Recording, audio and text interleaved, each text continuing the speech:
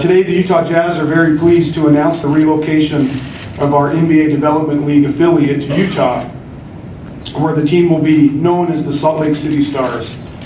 The decision to purchase the D-League team a year ago, and now today's announcement will help the Jazz in the critical area furthering our goals as it relates to player development. And today, we're going to introduce some of our participants who will help bring in the news. After me, you'll hear from Ron Boone, a former Utah Star and 13-year ABA and NBA player and a key part of the Jazz family. Ron will be followed by Malcolm Turner, who's the president of the NBA Development League. We're grateful for Malcolm coming out from New York today. Dennis Lindsay will then speak to us, general manager of the Utah Jazz, and he'll be followed by President Denise Huffleton of Salt Lake Community College. And then we'll hear lastly from Gail Miller, the owner of the Larry Miller Group of Companies. We also want to recognize a few people today that are with us. We have Steve Miller, who's with us from the Miller family, and Zane Miller, Steve's wife Ginny, and Clark Whitworth, the CEO of the Miller Group of Companies. We also wanted to thank a few individuals. The first being Randy Rigby, who is on his way coming from an appointment, but Randy has been very involved from the beginning with our D-League team and efforts and evaluation about our future. Also want to thank Steve Brandis, who has been the president of the Stampede in Boise and has done a marvelous job. We want to thank the city of Boise and all the fans that supported the Stampede for many years up there. When we started this process a year ago, we determined to make the best decision for our D-League team and for the Utah Jazz. And we asked Jim Olson if he would take the lead on heading up a search process to evaluate all of our options. I want to thank Jim for his efforts. Also want to thank Don Sterling, who worked hard once the decision was made on all transition items. And then lastly, he couldn't be here, but Tommy Smith with the D-League has also been very helpful through this process. A bit of a background. The Jazz entered a single affiliation agreement with the Idaho Stampede for the 2014-2015 season. Last March, we purchased the Boise-based team to become full owners and operators of the D-League franchise, incorporating all business functions and basketball operations. This past season has given us an opportunity to study the D-League operations in depth and to explore all of our options. The geographic and operational advantages of bringing our D-League affiliate in close proximity to the Jazz and in alignment with the Larry H. Miller Sports Entertainment Group prompted the decision to relocate the team. Simply put, this change today made basketball and business sense. Beginning with the 2016-2017 season, the Salt Lake City Stars will play a 24-game home schedule between November and April at Salt Lake Community College.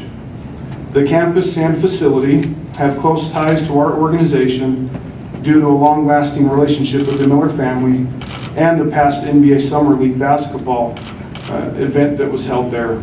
Salt Lake Community College will be an ideal partner and host the Stars at the 5,000-seat Lifetime Activity Center.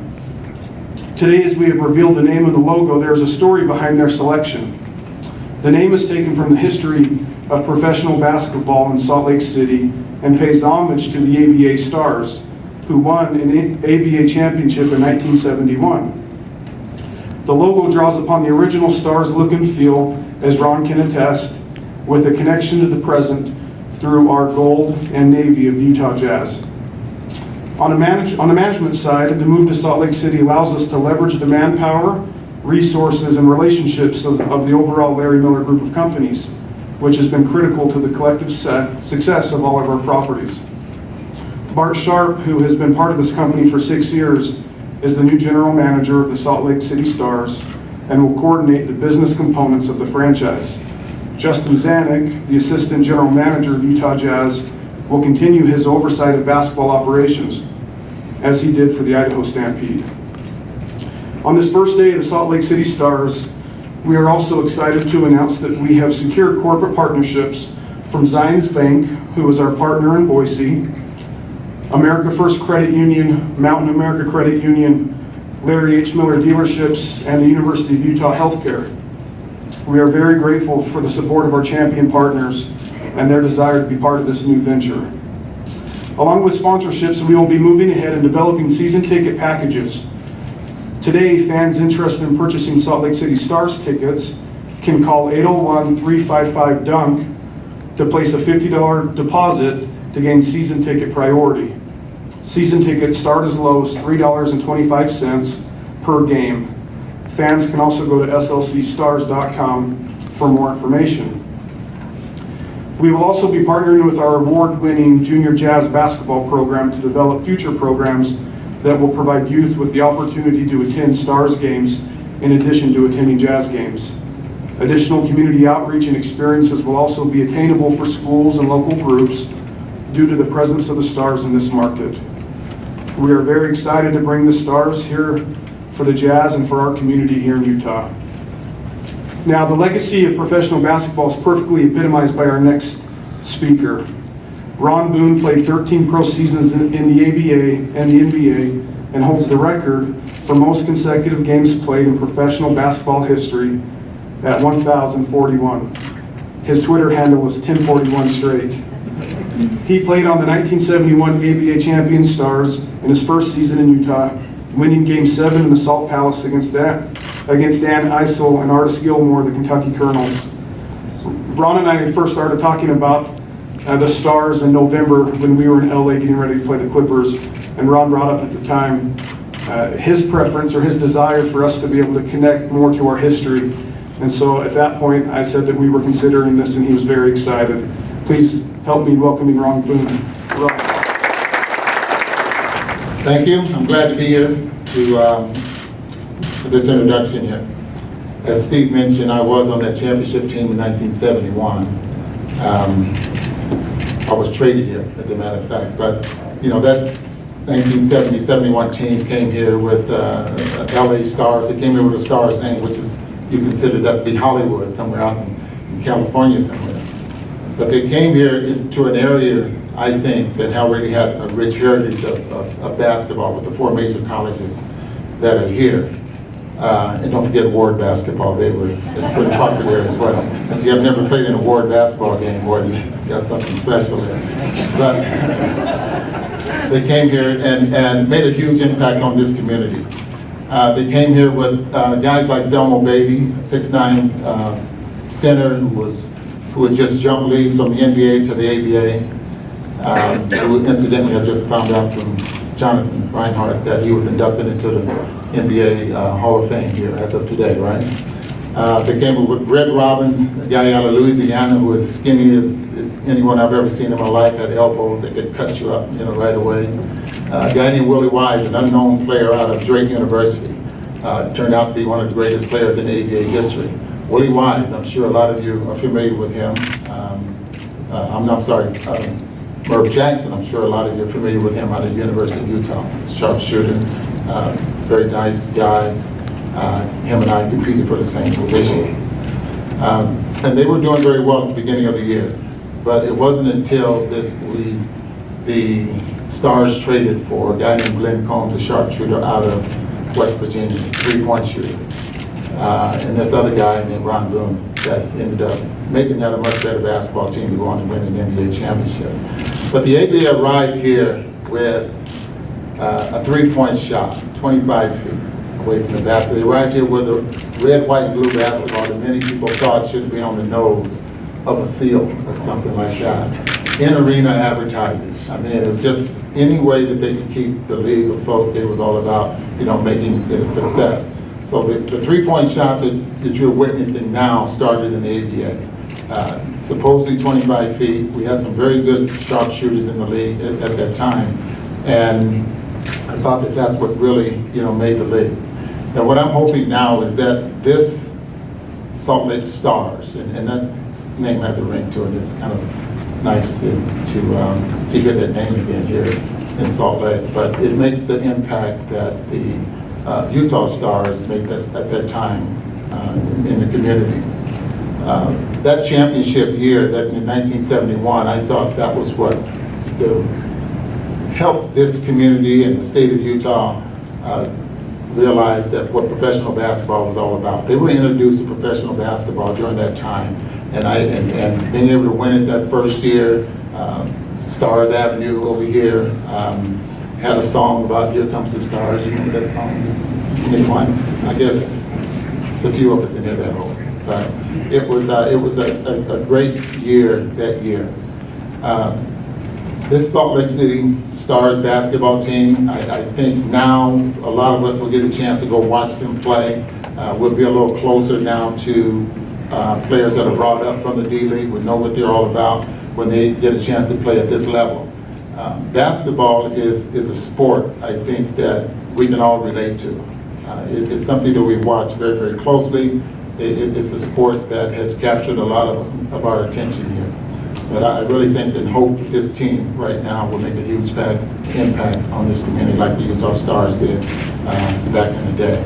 I'm very happy, and I was very pleased that when Steve Starks told me about relocating the DC team back to Salt Lake City. I mean, that's touched something with me because that's really where my growth started in the NBA and the ABA during that time with the Utah Stars basketball team.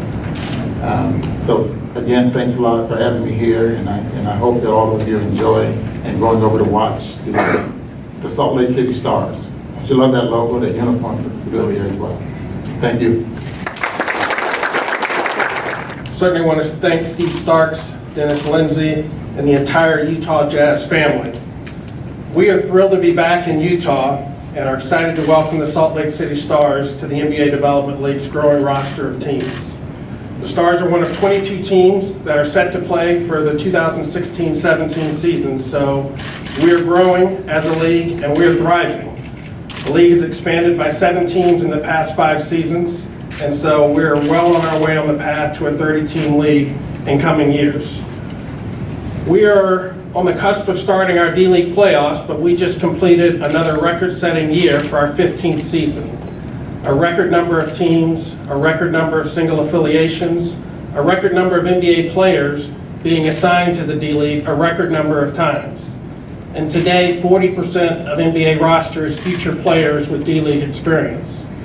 So the reason I mention that is for the fans in Salt Lake City and across Utah, there's a very high caliber, exciting brand of basketball on the way to have an opportunity, as Ron noted, to really watch future stars with the Utah Jazz and across the NBA playing right here in Salt Lake City.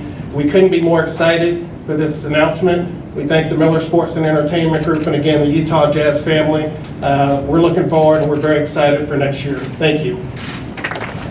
It was real simple when Steve came to us and said, what's the highest priority? And we want to be a players first organization. And so for many different reasons, but first and foremost, the development of our players, we felt like it was the right thing to do to move this club to Salt Lake City.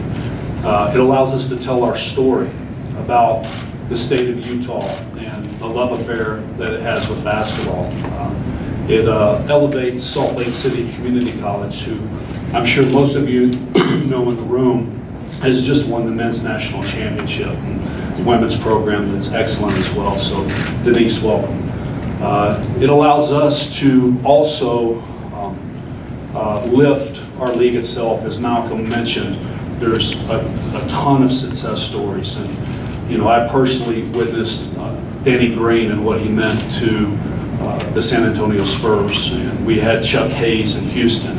Rudy Gobert got 400 minutes his rookie year. Tibor Pleiss has got close to 800 minutes this year, and so the potential is immense, and we really look forward to the rules and the expansion that are coming, Malcolm. So thank you to the league itself, and a big part of telling our story is telling our story about the past and the stars, as Ron was mentioning, and the history behind the Utah Jazz. And we want to use that past to raise the future.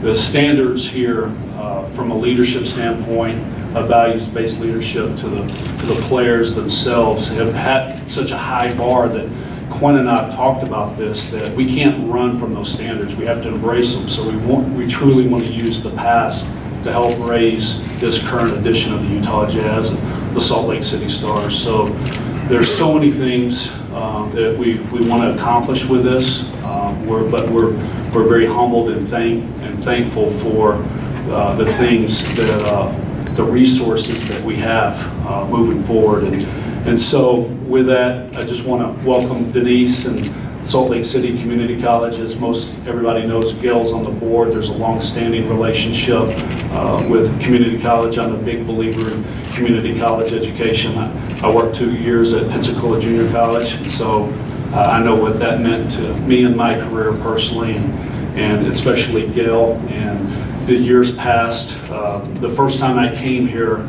as a young professional with the Houston Rockets and saw the attendance and the passion for the Jazz fans, it made you feel like, hey, I could be a part of this.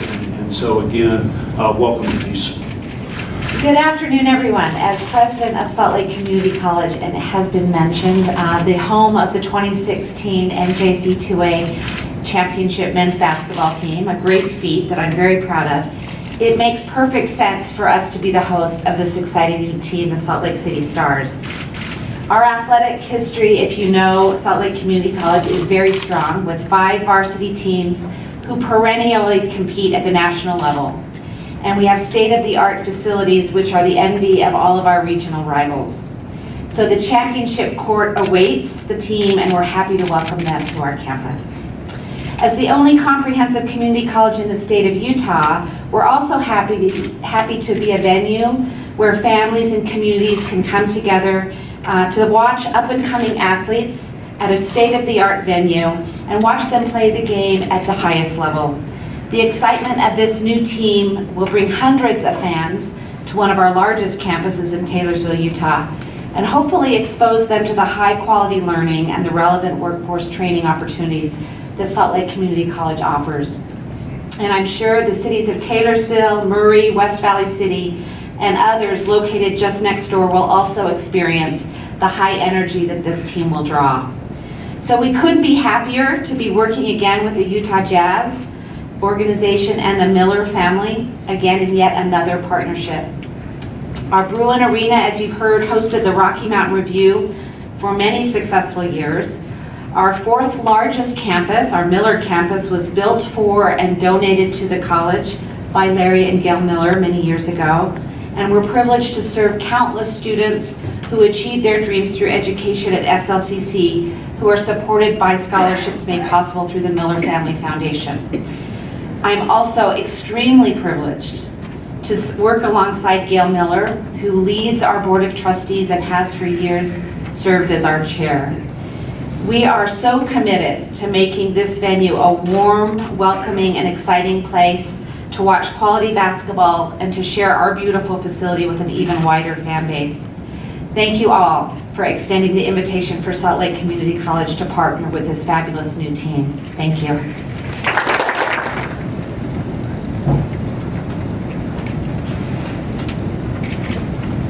Well, it's a privilege to be here today, and I'm very gratified with the interest in this announcement. I'm very grateful that I've had the opportunity to work with President Haftelin at Salt Lake Community College for her support and her unwavering leadership of that organization. She is tremendous. The NBA Development League is the NBA's official minor league that prepares players, coaches, officials, trainers, and front office staff for the NBA, while also acting as the league's research and development laboratory. They feature 22 teams with direct affiliations with the NBA franchises for the 2015-16 season. The league offers elite professional basketball at an affordable price in a fun, family-friendly atmosphere.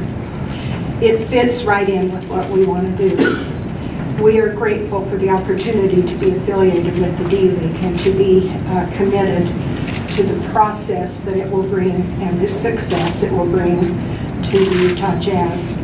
I am very pleased for the opportunity to welcome the Salt Lake Stars to the family of Larry H. Miller businesses, and I look forward to the added measure of success that they will bring to the Utah Jazz. With this commitment from our family, the commitment of our coaches and staff, and the commitment of our players, along with the support of our fans, We intend to move forward in a way we never before have been able to bring a championship to Salt Lake City. The step that we're announcing today is another commitment of our support toward that effort. The D-League is the new wave of the NBA and will give us tools to develop our players in a way not available to us before. We are very grateful to Salt Lake Community College, the premier community college in the state, for their support of our players and their willingness to make their facility available to us in this way. We look forward to many good developments in the near future. Thank you.